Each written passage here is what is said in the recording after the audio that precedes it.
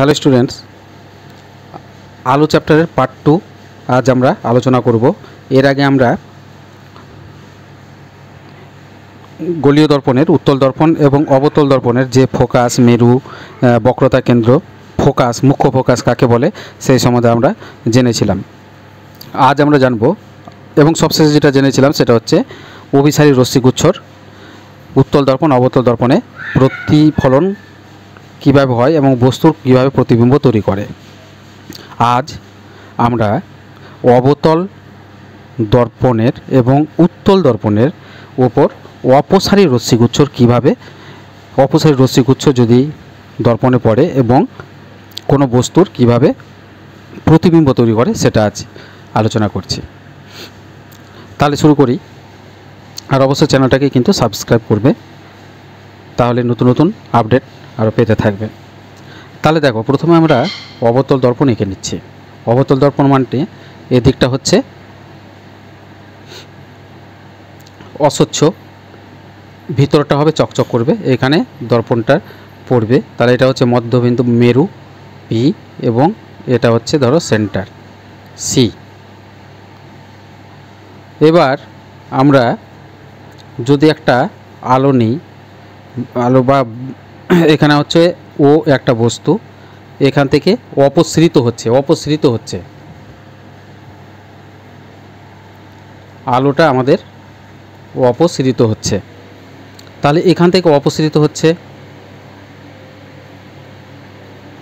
এভাবে আলোটা পড়লো এবং এখান থেকে আবার এখানে পড়লো, মানে অপসৃত হচ্ছে। এটা কিন্তু এই জন্য এটাকে বলা হয় অপসারী রশ্মিগুচ্ছ, এখান থেকে অপসৃত হচ্ছে।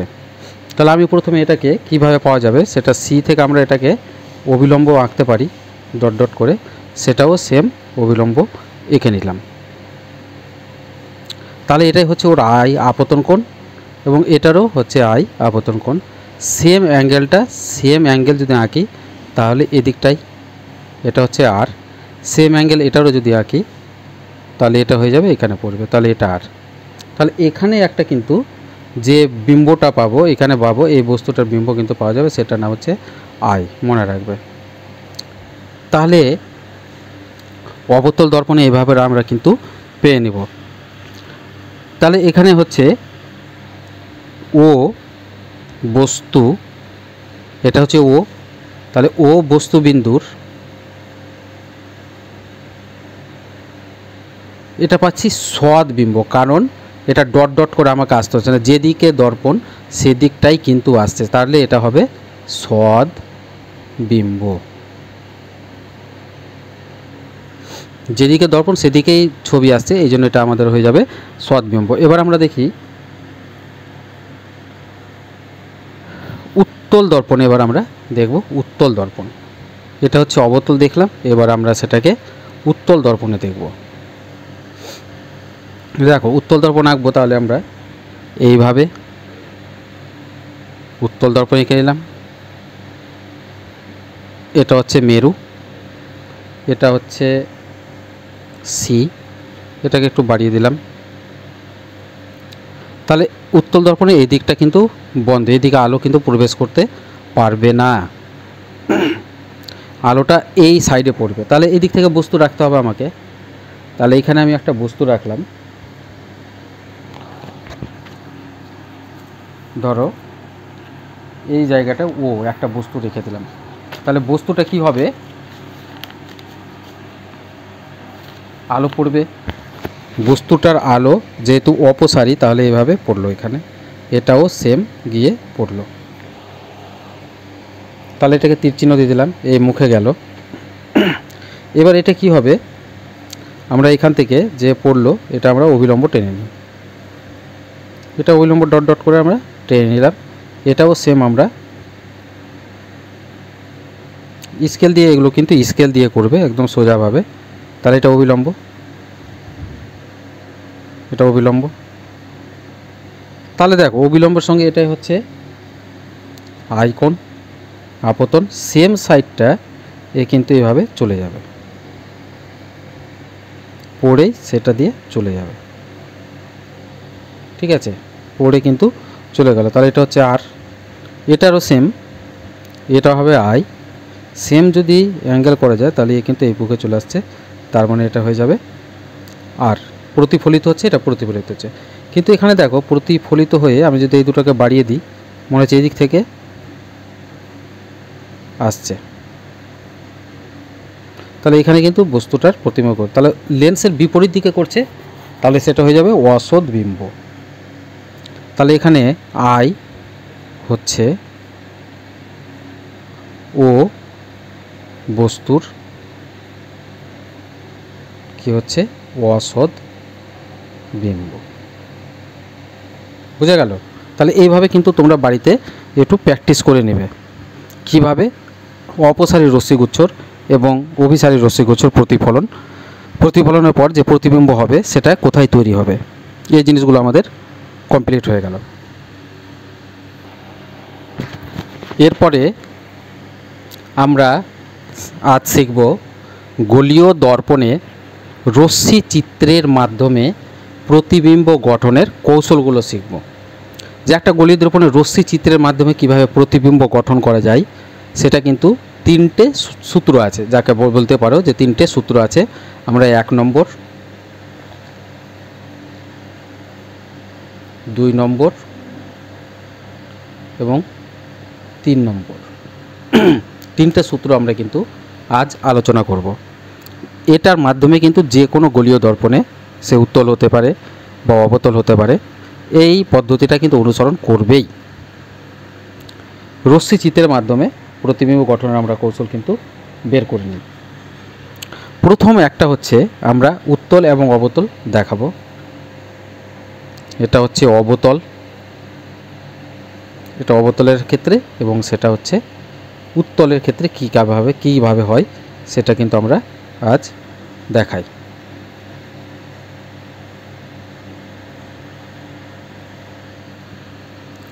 তাহলে প্রথমে দেখো, এখানে প্রথমে আমি অবতল দর্পণটা এঁকে নিচ্ছি।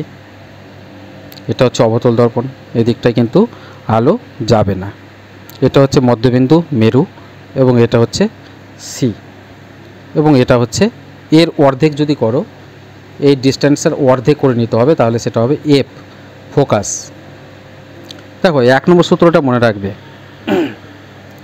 কোনো আলো সমান্তরাল রশ্মিগুচ্ছ বা সমান্তরাল আলো যদি দর্পণের উপর আপতিত হয়, অবতল দর্পণের উপর, সেটা কিন্তু সবসময় ফোকাস দিয়ে বেরোবে।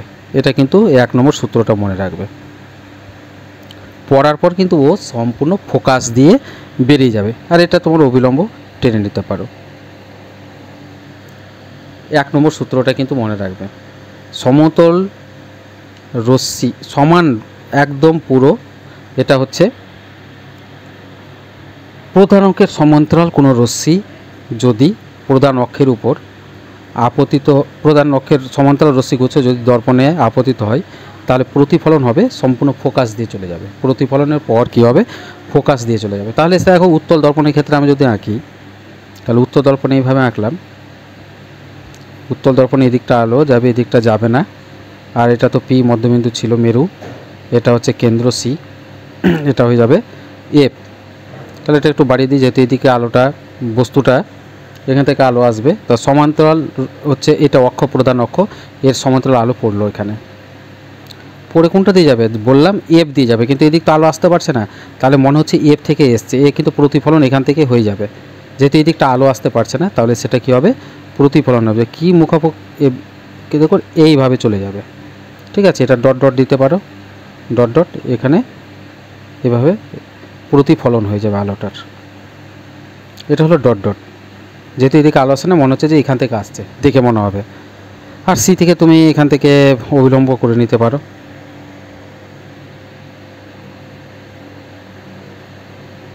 অবিলম্ব টানতে পারো, তাহলে এইভাবে কিন্তু হবে উত্তল দর্পণের ক্ষেত্রে। পরের একটা সূত্র দেখি, অবতল দর্পণে আবার আমি করলাম, সেম করলাম। এটা হচ্ছে পি, এটা হবে সি, আবার এটা হচ্ছে এফ।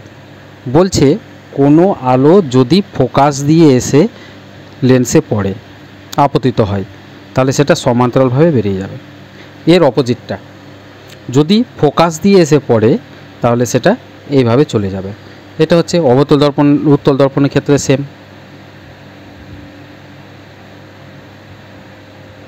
এটা হচ্ছে পি, এটা হচ্ছে সি, এটা হচ্ছে এফ। তাহলে ফোকাস দিয়ে যদি পড়ে, তাহলে দেখো একটা আলো ফোকাস দিয়ে পড়ছে, তাহলে ধরো এখান দিয়ে আসলো, এইভাবে ফেললাম, মানে ফোকাসের দিকে করে, এটা পড়ার পরে কি হবে, এ সমান্তরালভাবে বেরিয়ে যাবে। এটা হয়ে গেল। আর এটা অবিলম্ব তো টানতে পারবো আমরা। এটা হচ্ছে উত্তল দর্পণের ক্ষেত্রে। লাস্ট একটা আছে সূত্র, সেটা হচ্ছে, আবার আমি অবতল দর্পণ করলাম, এটা তো মেরু, এটা সি, এটা হচ্ছে এফ। বলছে যদি কেন্দ্র দিয়ে কোনো এসে আলো পড়ে, তাহলে সেটা কেন্দ্র দিয়ে কিন্তু চলে যাবে, বুঝে গেল। সেন্টার দিয়ে যদি আলো দর্পণে পড়ে, তাহলে ওটা বেরোবে, সেন্টার দিয়ে বেরিয়ে যাবে। সেম আমরা দেখব উত্তলের ক্ষেত্রে। উত্তলে এটা অস্বচ্ছ থাকবে, এটা হচ্ছে পি, এটা হচ্ছে সি, এটা হচ্ছে ফোকাস, এটা দিয়ে রেখে দিলাম। তাহলে সি দিয়ে আলো ধরো, এটা ডট ডট ডট, তাহলে এটা দিয়ে আলো পড়লো, কিন্তু এটা দিয়ে আবার ও কিন্তু বেরিয়ে যাবে, বুঝা গেল। সি দিয়ে পড়ার পরে সি দিয়ে কিন্তু বেরিয়ে যাবে, ডট ডট ডট করে দিলে এটা।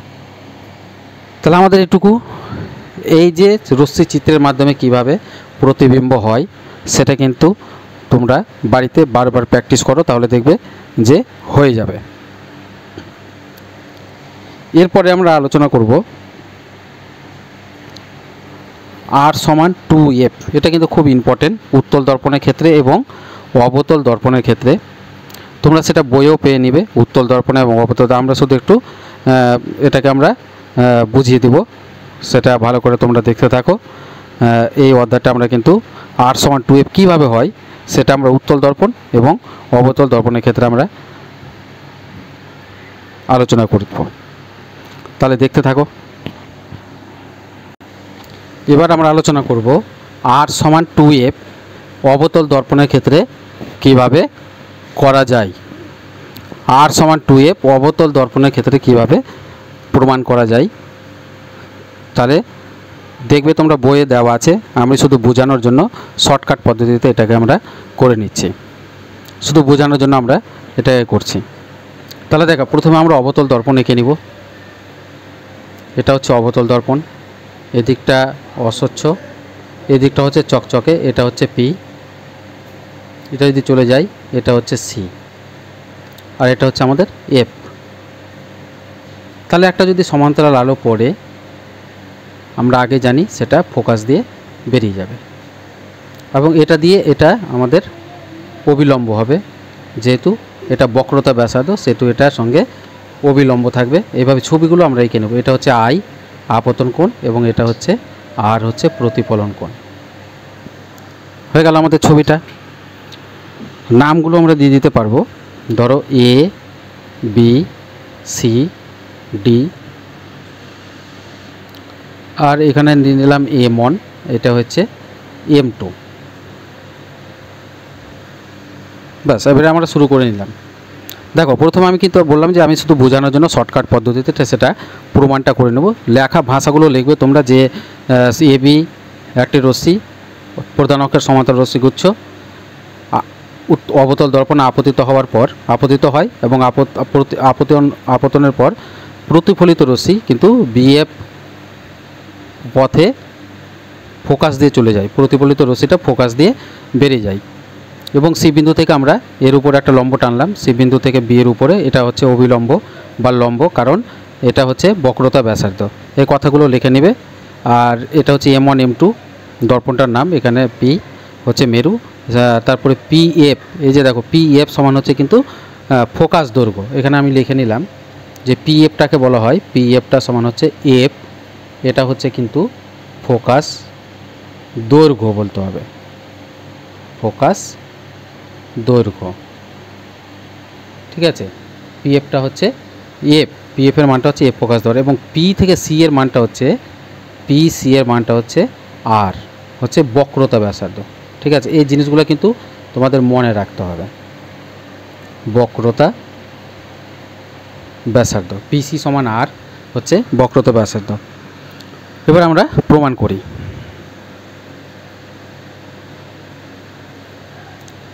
দেখো এখানে আমার প্রথমে স্পষ্ট বোঝা যাচ্ছে যে এখানে যে আপতন কোণ আছে, আর আপতন কোণের সঙ্গে প্রতিফলন কোণটা সবসময় সমান হয় প্রতিফলনের সূত্র অনুযায়ী। তাহলে এখানে আপতন কোণটার নাম কি দেখো, এ বি সি সমান, এর সঙ্গে কোণটা সমান হবে C B F. C B F সমান কেন সমান? যেহেতু এটা আপতন কোণ সমান প্রতিফলন কোণ। প্রতিফলনের সূত্র অনুযায়ী লিখে নিতে পারো, প্রতিফলনের সূত্রানুসারে কিন্তু এটা আমরা লিখতে পারি কোণ এবিসি সমান কোণ সিবিএফ, মানে আপতন কোণ প্রতিফলন কোণ সমান হবে। এবার দেখো এখানে দেখো এই রশ্মিটা যে গেছে আর এই রশ্মিটা কিন্তু সমান্তরাল। তাহলে কি সমান্তরাল দেখি, এ বি সমান্তরাল কি লিখতে পারি, সিপি লিখতে পারি। তো সমান্তরাল মানে কাকে বলে, দুটো যদি সমান হয়ে যায়, সমানভাবে যায়, এই দিকটা সমান, তাহলে কিন্তু ও সমান্তরাল। তাহলে এফ বি সমান্তরাল সিবি, এবং বিসিটাকে আমরা ছেদক লিখতে পারি, এবং বিসি হলো ছেদক, ছেদ করেছে, এই দুটো সরলরেখাকে ছেদ করেছে, ওই জন্য আমরা এটাকে বিসি ছেদক। ছেদকের পরে দেখো এই যে দেখো এই কোণটা সঙ্গে এই কোণটা কি কোণ হবে, একান্তর কোণ হবে, কারণ আমরা জানি দুটো সমান্তরাল রশ্মির ভিতরের পরস্পর বিপরীত কোণটা হচ্ছে একান্তর কোণ। তাহলে এই কোণটা, তাহলে এই কোণটা একান্তর। তাহলে কি কোণগুলোর নাম লিখি, তাহলে এ বি সি সমান কোণের নাম কি, বি সি এফ সমান হবে কেন, যে একান্তর কোণ সবসময় কিন্তু সমান হয়। এগুলো কিন্তু তোমরা প্র্যাকটিস করে বাড়িতে দেখবে, হয়ে যাবে। তাহলে এ বি সি সমান বিসিএফ। তাহলে দেখো এখানে এ বি সমান সিবিএফ, এখানেও এ বি সি সমান বিসিএফ। তাহলে এই দুটো বাদ দিয়ে আমরা কি লিখতে পারি, কোণ সিবিএফ যেটার মান সেটাই হচ্ছে বিসিএফ এর মান, একই লেখা যায় তো। দেখো এবিসির মানেই তো বিসিএফ, আবার এবিসি মানে তো সিবিএফ, তো দুটো সমান হয়ে গেল। তাহলে এটাও সমান, পরস্পর দুটো সমান, তাহলে সিবিএফ সমান বিসিএফ লিখতে পারি। তাহলে সিবিএফ কোনটাকে বলছে, এটা, আর বিসিএফ বলছে এটা। তাহলে দেখো এই একটা ত্রিভুজ আছে, এই ত্রিভুজের এই দুটো কোণ সমান, তার মানে কি এই বাহু আর এই বাহুও সমান হবে। যেহেতু কোণ সমান তাহলে এটা সমদ্বিবাহু ত্রিভুজ হয়ে গেল। তার মানে এই বাহু সমান, অতএব কি লিখতে পারি, বি এফ সমান সি এফ হবে। তো বি এফ সমান হয়ে যাচ্ছে সি এফ। এবার দেখো এখানে একটা জিনিস লক্ষ্য রাখবে, এখানে দেখো এটাকে বলা হয় উন্মেষ। এর যে দূরত্ব, এই যে কার্ভ আকারে গেছে, এর দূরত্ব, এর থেকে এর দূরত্ব যত কম হবে সেটা কম উন্মেষ। তাহলে আমি যদি এটাকে কমাতে একদম খুব ছোট করে দিই, খুবই ছোট, ধরো এইখানে এইটুকু করি, এইটুকু এই বিন্দুর মতো করি, তাহলে কি হবে, এ যার দূরত্ব এর দূরত্ব সমান হবে। তো বিএফ সমান পিএফ লেখা যায়, কারণ এইটুকু যদি দূরত্ব হয়, এইটুকু যদি ছোট নিই, তাহলে এর কোনো আর বিস্তার হবে না, বড় হার হবে না, এটা আর বড় হবে না, চওড়া হবে না। তাহলে এখানেই, তাহলে বিএফ এর মানটা সিএফ। তাহলে এখানে লিখতে পারি কম উন্মেষের ক্ষেত্রে কি বলা যায়, যে বিএফ এর মানটা পিএফ এর সঙ্গে সমান হবে। দেখে নিবে একবার। তাহলে যদি না বুঝতে পারো, এই ভিডিওটাকে বারবার রিপিট করে বারবার দেখবে বুঝে যাবে। কোনো কিছু খুব বড় এমন নেই যে পারবে না, বারবার রিপিট করে দেখতে কিন্তু মনে থেকে যাবে, বাড়িতে প্র্যাকটিস করবে। তাহলে কম উন্মেষের ক্ষেত্রে বিএফ সমান পিএফ। তাহলে দেখো এখানে আমরা করেছিলাম বিএফ সমান সিএফ, তাহলে বিএফ সমান পিএফ। তাহলে কি হবে, পিএফ এর যেটা মান সেটা সিএফ এর মানের সঙ্গে সমান, পিএফ এর যেটা মান সেটা সিএফ। তাহলে কি লিখতে পারি, তাহলে এখানে দেখো, তাহলে লিখতে পারি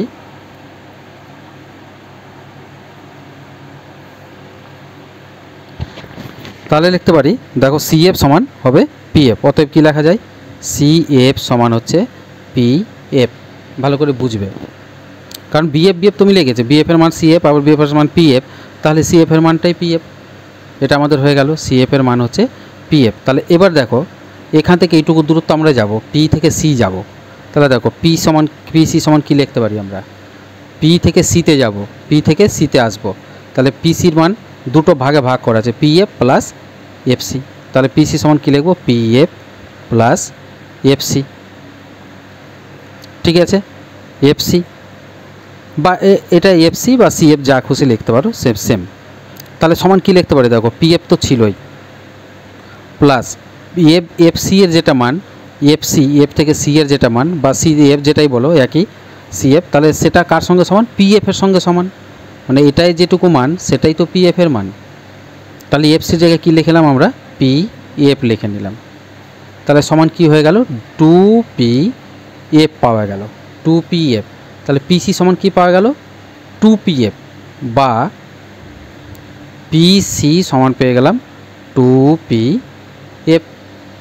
PC সমান 2PF বা দেখো PC এর মানটা কি R, PC এর মানটা ধরেছিলাম R, তাহলে PC এর মান R সমান 2 থাকলো, PF এর মানটা কি ধরেছিলাম F ফোকাস, তাহলে F বসিয়ে দিলাম। দেখো এটা হচ্ছে আমার প্রমাণ হয়ে গেল। আর যে কথাগুলো লিখবে সেটা বই থেকে তোমরা লিখতে পারো, কথাগুলো আমি যেটা মুখে বললাম সেটা লিখলেও হবে, প্রমাণিত। তাহলে কি হচ্ছে, R সমান 2F, R সমান 2F আমার কিন্তু প্রমাণ হয়ে গেল। ঠিক আছে, তাহলে এইভাবে কিন্তু প্র্যাকটিস করবে। এটা হচ্ছে অবতল দর্পণের ক্ষেত্রে R সমান 2F প্রমাণ। এবার যদি পরীক্ষাতে দেয় উত্তল দর্পণের ক্ষেত্রে প্রমাণ করো R সমান 2F, তাহলে কীভাবে করবে, চলো তাহলে ওটাও একটা আমরা জেনে নিই। এবার আমরা আলোচনা করব R সমান 2F উত্তল দর্পণের ক্ষেত্রে কিভাবে হবে। আমরা অবতল দর্পণটা হয়ে গেল, এবার আমরা উত্তল দর্পণের ক্ষেত্রে দেখে নেব। তাহলে চলো, তাহলে উত্তল দর্পণ এভাবে আঁকবো, এদিকটা আলো আসবে না, এটা অস্বচ্ছ। তাহলে এর নিশ্চয় একটা সেন্টার ছিল C, এটা আমরা ফোকাস, এটা হচ্ছে P মেরু, এটাকে একটু বাড়িয়ে দিই। তাহলে এইভাবে আলো আসলো, আলো আসার পরে কি হবে, ফোকাস দিয়ে যাবে, তো এটা মনে হচ্ছে যে এখান থেকে অপসৃত হচ্ছে। তাহলে সেম স্কেল দিয়ে এই জিনিসগুলো করবে তোমরা বাড়িতে, টেস্ট করবে। ঠিক আছে, এভাবে চলে গেল। C দিয়ে একটা আমরা টেনে নেব, যেহেতু এটা হচ্ছে অভিলম্ব। তাহলে দেখো এখানে নামগুলো আমরা দিয়ে দিলাম, A, এটা B, এটা C তো আছেই, এটা D, এটা N দিয়ে দিলাম, এটা M1 M2 দর্পণ। ঠিক আছে, এইভাবে ছবিগুলো তোমরা বাড়িতে বারবার প্র্যাকটিস করবে, দেখবে কিন্তু হয়ে যাবে। তাহলে শুরু করা যাক। তাহলে এখানে দেখো উত্তল দর্পণ ক্ষেত্রে আর ভাষাগুলো যা আছে সব যেভাবে আসলো ছবিগুলো সেভাবে লেখাটা ভাষাটা লিখে নেবে। আমি শুধু প্রমাণ করব, প্রমাণ। ঠিক আছে, প্রমাণ। তাহলে দেখো প্রমাণ যখন করব আমরা, দেখো প্রথমে প্রতিফলন নিয়ম অনুযায়ী এটা হবে কি, যখন এসে আলোটা পড়ছে সেটা হবে I আপতন কোণ, এবং যখন বেরিয়ে যাবে সেটা হচ্ছে প্রতিফলন কোণ। তাহলে এই দুটো সমান হবে, তো আমরা এখানে লিখে নিচ্ছি প্রথমে কোণ ABN সমান কোণ DBN, এটা হচ্ছে আপতন কোণ সমান প্রতিফলন কোণ। পাশে লিখে নিতে পারো আপতন কোণ সমান প্রতিফলন কোণ, এটা সূত্র, সেই জন্য আমরা কিন্তু এটা আমরা লিখে নিলাম আপতন কোণ সমান প্রতিফলন কোণ। প্রতিফলনের সূত্র অনুযায়ী, প্রতিফলনের সূত্রানুসারে, না আগের মতো সেটা করে নেবে, প্রতিফলনের সূত্রানুসারে, প্রতিফলনের সূত্রানুসারে। এরপর দেখো আবার দেখো কোণ DBNটা, এই যে দেখো এই রশ্মিটা এইভাবে চলে গেছে, এটা এইভাবে চলে গেছে, তাহলে দুটো রশ্মি পরস্পরকে ছেদ করেছে একই বিন্দুতে, তাহলে এই কোণটার সঙ্গে এই কোণটা কী হয়ে আছে, বিপ্রতীপ হয়ে আছে, ঠিক আছে, বিপ্রতীপ কোণ আছে। তাহলে কোণ দুটো সমান বলতে পারি। তাহলে অত কোণ কী লিখতে পারি, ডি বি এন সমান হচ্ছে সি এফ বি বা এফ বি সি যেটা লিখতে পারো। তাহলে আমি সি বি এফ লিখে নিলাম। এটা কেন সমান হচ্ছে, এটা হচ্ছে বিপ্রতীপ কোণ, তার জন্য এটা সমান হবে। তো ডিবিএন সমান সি। তাহলে অতএব কী লিখতে পারি আমরা, ডিবিএন চলে গেল দুটো মিলে, তাহলে এ বি এন সমান কোণ সি বি এফ লেখা যায়, ঠিক আছে। তো এ বি এন সমান সি বি এফ, তার মানে এ বি এন এটার সঙ্গে সি বি এফ এটা সমান হয়েছে, তার সমান হয়ে আছে। তার মানে এই যে কোণটা, এটা কোণটা কিন্তু সমান হয়ে আছে। এরপরে আমরা দেখব এখানে এটা একটা সমান্তরাল রশ্মি চলে গেল, ধরো সমান্তরাল, এটা সমান্তরাল, তার নাম দিয়ে দিলাম এ বি সমান্তরাল কার সঙ্গে, পিসি, এ বি সমান্তরাল পিসি, এবং এখানে ছেদকটাকে আমরা নাম দিলাম এনসি ছেদক বা বিসি ছেদক। এনসি লিখি, এনসি ছেদক করেছে, ছেদ করেছে, এই দুটো সরলরেখাকে আমরা ছেদ করেছে।